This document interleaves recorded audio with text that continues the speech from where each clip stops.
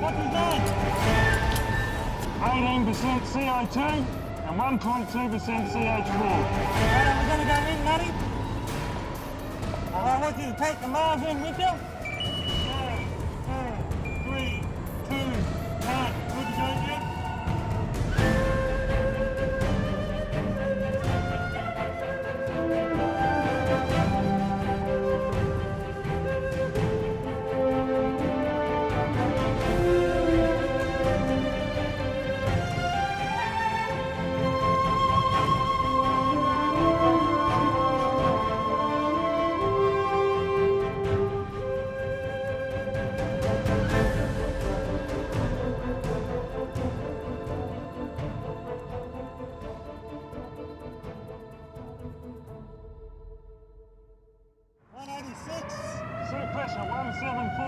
Being trapped is one of the most scary things you'll ever experience.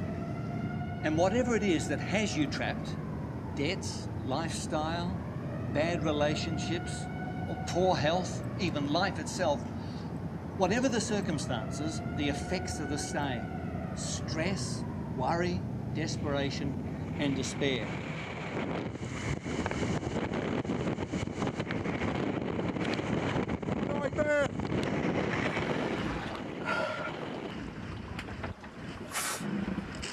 We've basically lost about 70% of our capability. I'm desperately trying to keep the mini sea alive.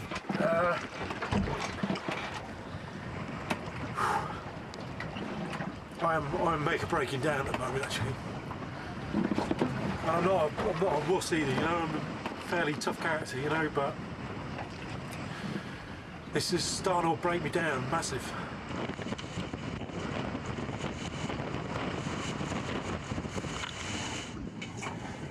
This is my last recording, so I want all my folks to know I love them so much, and I'm sorry I put them through all this worry.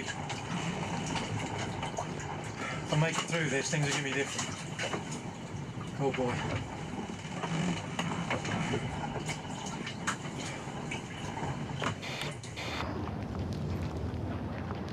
Above me here are hundreds, perhaps thousands of tons of rock and earth. If I were trapped down here, there is one thing that I would know for sure. I couldn't save myself. I'd be totally at the mercy of forces beyond my control. And even if I wanted to try and dig my way out, I'd be one person getting cold and hungry and tired, digging upward through a mile or 1,500 metres of earth. Actually, when I think about it, what would I even use to dig with? I'd need a rescuer with a plan, and the means to carry that plan out. Without a rescue, I might as well just sit here and wait to die. You see, being trapped is a pretty scary prospect. The navigation systems are down. I'm lost out at sea.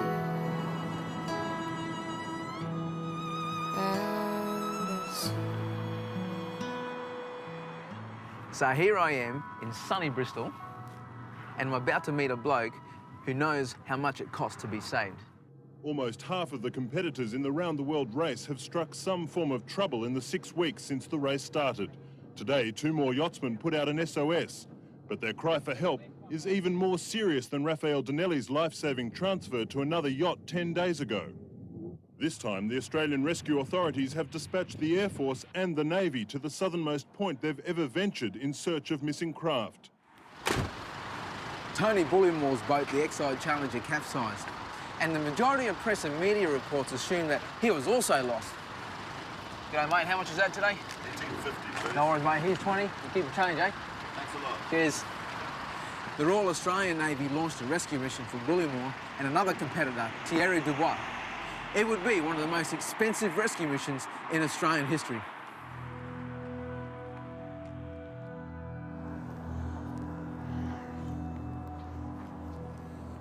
G'day, Tony. How you going, mate? Hey. All right to come on down? Yeah, come on board. I'll put the kettle on for a cuppa. How you going, mate? Hi. How are you? Good to see you, mate. Come on board. It's a bit chillier than Australia, isn't it? Let's get that cuppa going, eh? yeah, quick if you like. Tony, what is it that you really love about sailing, mate? Well, it's changed over the years, what I love. When I started sailing was about 50 years ago. I was in my early 20s, you know, and I grew up by the seaside, you know. But when I'm at the helm and the boat's doing 20, 25 knots and you've got the wind whistling through the rig and your hair's blowing all over the place on a really lovely day, it's exotic, you know, it's really fabulous. It just builds up my adrenaline and I really enjoy it. I also like the racing. I'm sort of competitive and I like to get out and go for a challenge or two, you know, records, that kind of thing. So there you are. On that day in 1997, when did you realise that you were in trouble? Well, I was running through big seas, you know, the winds were blowing up to steady 70, you know, like, and on a 60-foot open class 60 monohull with twin wing masts, you don't really need those kind of conditions, you know. If you've got 35, 40 knots of breeze, that's enough to push you through the seas. But when it's getting up to 70, 75 knots, gusting 100 mile an hour at one point, it's really, you know, phenomenal conditions. But when I knew I was in trouble was when I had a big crack, and I didn't know what it was, but the boat instantly rolled over, you know, it capsized, and I'm saying, come on, old girl, up you get, and she never got up. When Bullamore's yacht capsized, an emergency beacon was thrown into the water and automatically activated, alerting rescuers within minutes to his position. First evidence that the solo sailor was alive came when he turned another beacon on manually from inside the yacht. Experts believe there was air for about 6 days in the upturned craft, but Bullamore's main concern was keeping out of the freezing water, spending his time in a makeshift hammock curled in a ball to keep warm. The boat wasn't coming up right, so I had to start thinking survival, where do I go from here? I'm 1,500 miles from Australia, I'm a few hundred miles from Antarctica, I'm way off the shipping lanes. This was all churning around in my mind. I can't do anything at the moment. I'm in the middle of a raging storm. The seas are pounding the boat and rolling over the top. Winds are whistling. All I could do was settle down quietly and wait for the storm to go through to get off the boat and get to dry land. Impossible. So, Tony, what was the lowest moment of being stuck in the hull of your yacht? Well, it was probably after 4 days. After 4 days in the water, you know, I'm sort of giving up, feeling hungry. You know, I was hungry, had very little water. I was freezing cold. The seas were just whamming against the side of the boat. The boat's pitching and rolling. I'm standing there with the water rushing over me 1 minute, and then the next minute, you know, I've got my head above the water, everything's okay. You know, I ripped the end of my finger off, you know, doing something on the boat. And I started measuring up how long more have I got to live, and I thought, well, a day, day and a half, my body temperature's going to drop down eventually, you know, below danger level, and, you know, that's it, I'm finished. And skipper Tony Bullymore has adjusted distress beacons without being visible to the aircraft above him. Pilots hope to discover what condition the men are in by flying low. The small northern Tasmanian gold mining town of Beaconsfield held its breath and prayed, but by late this afternoon it appeared only a miracle would save the 3 miners trapped underground. In their 30s and 40s, the men are believed to be Brant Webb, Larry Knight and popular local Todd Russell. Rescue teams are on site underground, but it's dangerous work. They're going to use a remote control excavator with a camera to try to clear a way through 15 metres of fallen rock. The body of one of the miners is being brought back to the surface tonight. The grim discovery was made accidentally as a remote control excavator was digging through. There we are. You're all set. Oh, thank you. That's all right. What's the damage? Happy birthday. Are you sure? Yeah, positive. Thank you. That's all right. No trouble. Hi guys, sorry I'm late. How are you? Brent. Pleased to meet you. Hey Danielle, Todd, how you going? Yeah, good. Pleased to meet you as well. You turn up to work, it's a normal day. All of a sudden the mine collapses and you're trapped in a tiny space What goes through your mind at that point? There's a lot goes through your mind. I'm laying there in pitch black darkness, covered in rock, thinking that, you know, the tyre blew out on the machine. You're in a hell of a lot of pain, you're suffering, and you're doing a hell of a lot of thinking as well. And as miners, you hear of other people getting hit by rocks, and they're not here to talk about it. So the first thing that goes through, went through my head was, I'm alive, but how are they going to get us out? Can they get us out? You know. I kept saying to him, they're coming to get us, they're coming to get us, even though I had in the back of my mind they were doing a body recovery. You know, if I'd have seen the devastation of what they'd seen from where they were looking, I wouldn't have given us a chance either. No. But, you know, the only thing we had virtually in common, we both knew how to sing The Gambler, and we were singing The Gambler that day on that Sunday afternoon, and I said to Brand, I can hear a voice.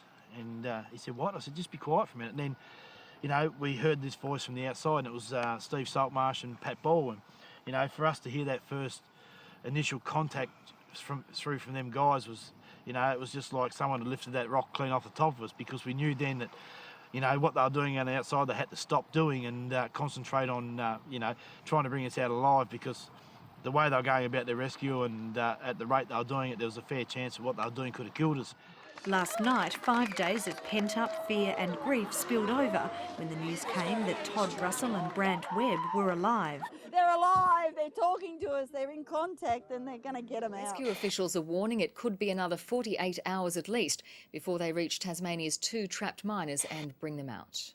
It was jubilation for the first 10 minutes, and then we looked at each other and we realised, hang on a second, if they're going to try and come and get us, all this is going to fall in on us and they're just going to go back to the body recovery. The constant fear was, you know, the rock starting to move above us, and then, you know, once that particular rock moved that was holding it all together fell out, well, there wasn't much hope for us, because it would have all just come in on top of us. So actually, the hardest bit was the drill, actually, just grinding away the, what do you call it? Raise ball. That was the hardest bit, because it just kept grinding away, and it was like this drill, you know, grinding away, and, you know, like it was just sort of unrelenting, wasn't it? It was just constant, yeah. Today, members of a distraught Russell family braved the cameras to publicly thank rescuers and support from the community, which they described as overwhelming.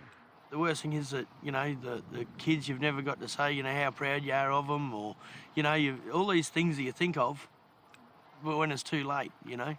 And I suppose that's changed, you know, it's changed Todd and my perception a fair bit, but, you know, a lot of people don't come home when they leave that morning, and you know, there's a lot of things they would have wanted to say. You can't predict how long you're going to be trapped for, and no one can prepare themselves for that. So probably that is the uncertainty and probably the length of time that you're going to spend there, and you know, you have a lot of time to think when you're trapped as well. You know, a lot of stuff goes through your mind. So here you are trapped. There is nothing you can do to save yourself except believe that there is a rescue plan underway. Above you are people literally willing to pay the ultimate price, their own lives, to get you out. You know, when you think about that, that's incredible love right there. Sure, you have moments of fear and doubt, even terror, but in the end, you have hope. You have to, because otherwise, without that hope, without that rescue plan, you face what? Eternity in a dark, cold hole in the ground? Is that really all there is? 3 times, please, 3 times. 1.7% CH4, nil CO, and nil H2S. The body of 44-year-old miner Larry Knight was brought back to the surface last night.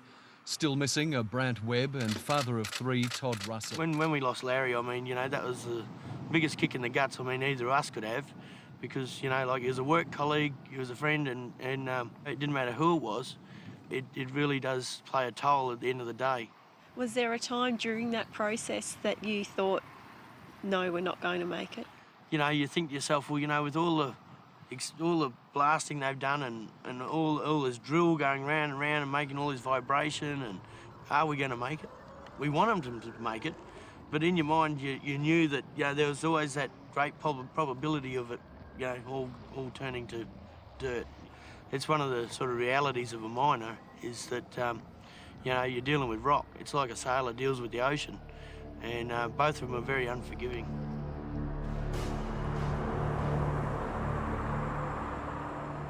The one thing that I decided that I wasn't going to go down with the boat, and I wasn't going to, you know, sort of, you know, die in the boat.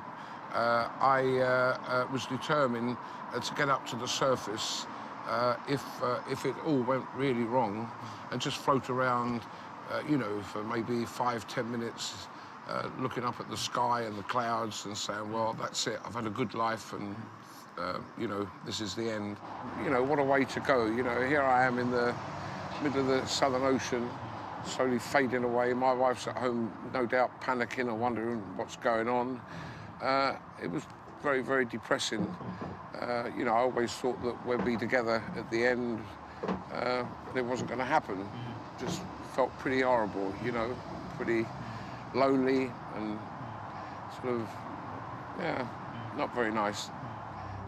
Expecting the sea state to be around a 4 or 5, which probably means these guys are going to get bobbed around a fair bit, and that's going to make life pretty hard for them down there. In this epic situation we've found ourselves in this great conflict where we are all trapped between good and evil, there is a rescue plan for our life and someone who is willing to do whatever it costs to free us. A rescuer, a hero. And you know, Jesus has promised to bring an end to the debts, the lifestyles, all the circumstances that trap us, wounded and helpless. Jesus is the hero in this epic story. The creator of the universe became a human being, put himself right in harm's way, risking everything to save you and me, no matter what it cost him. He has a plan for our rescue, and he won't give up until he reaches us. The people of Beaconsfield have been anxiously waiting for the moment that Todd Russell and Brant Webb would be brought back to the surface and to the world they know.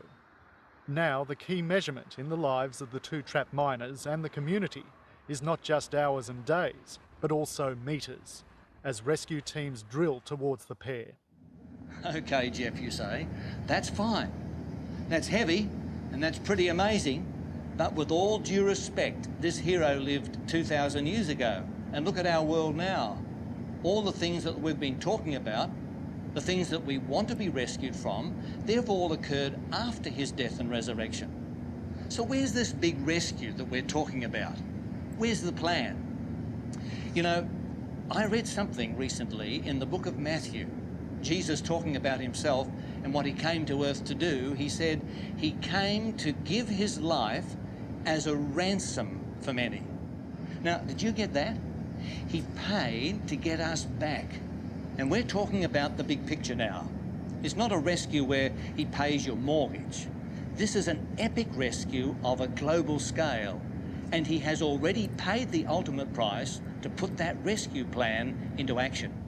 The 1,400 nautical mile journey to the stricken yachts and their skippers is expected to take 3 days. The use of a Navy frigate bound for the search area and round-the-clock flights by Orion aircraft from Perth means the cost of locating and rescuing the two sailors is soaring into the millions. But the government is unconcerned about money. Our obligation here is to honour our commitment under that treaty and to rescue the lives of these two men who are at risk.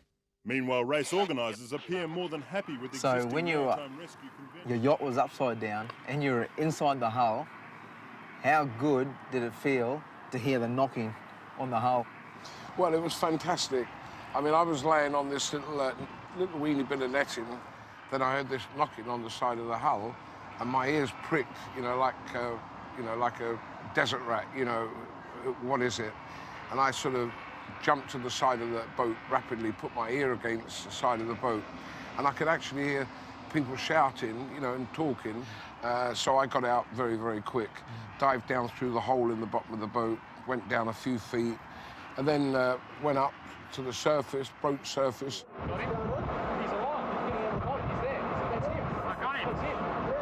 Right in front of me was the Adelaide, the warship, and a big grin come over my face, and I said, God, I've been saved, I was utterly amazed.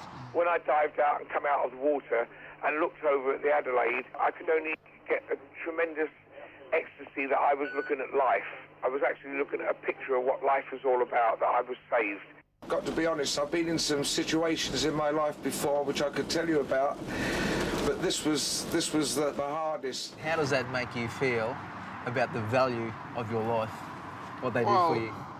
It makes me feel fantastic that my life is worth something, and the very fact that Australia put on such an amazing rescue, that organised everything, ships and planes and the rescue services, all this was laid on to save my life, and it made me feel pretty good that here we are, in this complicated world that we live in, and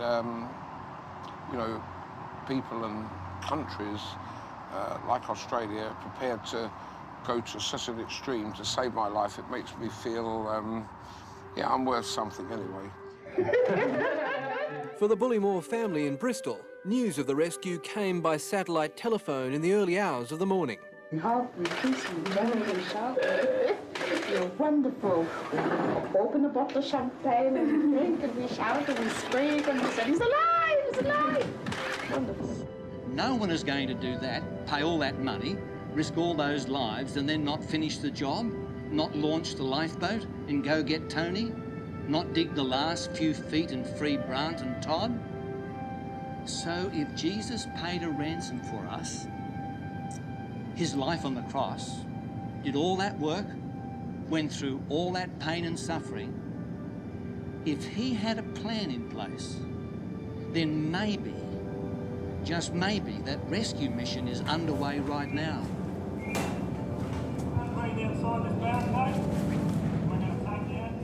When you're trapped, you're cut off from the big picture.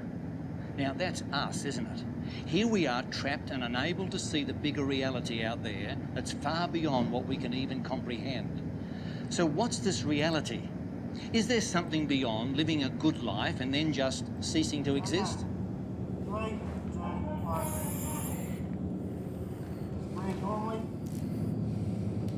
There is a plan, the second coming of Jesus. And as much as people have tried to deny it or turn it into fantasy, it's a rescue mission we have known about for 2,000 years.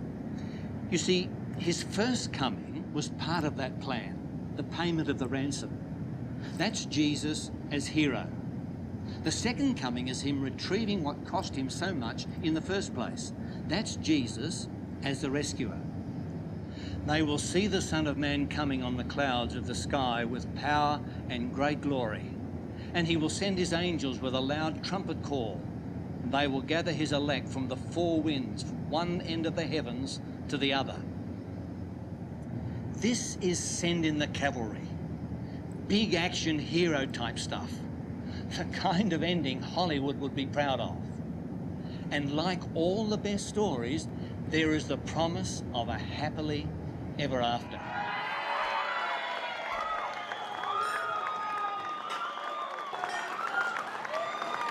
Unbelievably, Todd Russell and Brant Webb strode from the top of the mine shaft and collected their name tags, symbolising the end of a shift that lasted 14 days. Then it was straight into the arms of their families, walking unassisted despite being cocooned for so long underground. It's an emotion and a feeling that I have with me that I can't explain to people, but it's something that I'll have with me for the rest of my life. I mean, that takes the cake. I've never had an experience like when we come out and seen the family again, It's just something that sticks with you forever and a day. Very hard to explain because your heart goes straight into your mouth and, it's just sort of a really, really good feeling, Outside the mine gates waited a reception from hundreds of people. They've done it up. There's no doubt about that. It's just amazing to see a community come together in such quick notice. And so the highest moment of being saved? We went down to this fish and chip shop in Fremantle. Fantastic. It was the only fish and chip shop where you can get thin, medium or thick chips, crispy and every kind of fish you could imagine. And we were munching away at it, really enjoying, the day. and a few people come over and stood there looking, and it was really quite amazing. They started singing, you know, Rolf Harris's Two Little Boys. And, you know, you talk about making your fish and chips wet. When they started saying, you know, do you think we would leave you dying, you know? Really says it all.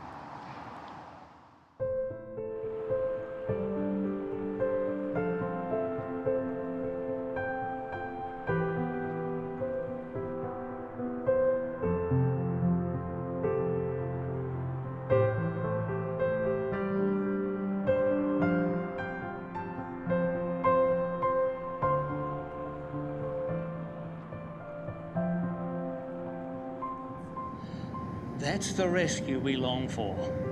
That's the rescue we're promised through the plan of salvation. Now, some people mock this as fantasy or fairy tale. Well, without it, what do we have? Look around at the world.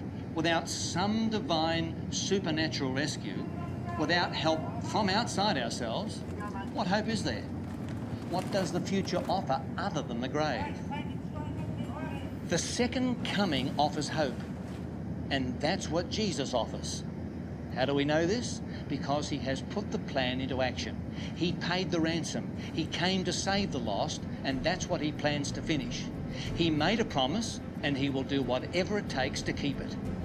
That's the promise of the second coming. It's a rescue mission, the greatest of all, the last one ever needed.